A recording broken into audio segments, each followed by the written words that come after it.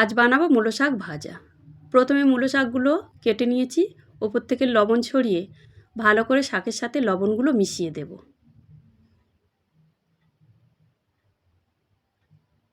শাক থেকে জল বেরিয়ে গেছে।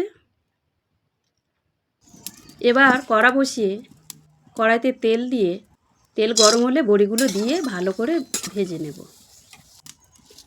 শুকনো লঙ্কা কালো জিরে ফোড়ন দিয়ে রসুন কুচি পেঁয়াজ কুচি দিয়ে ভালো করে ভাজা ভাজা করে নেব। এর মধ্যে দিয়ে দেবো ওই শাকগুলো, দিয়ে ভালো করে নেড়ে চেড়ে নেব। সামান্য লবণ হলুদ দিয়ে দেব।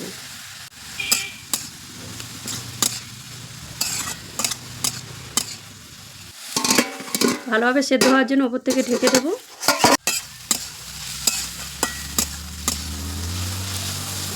ভেঙে রাখা বড়িগুলো ও সামান্য চিনি দিয়ে দেব।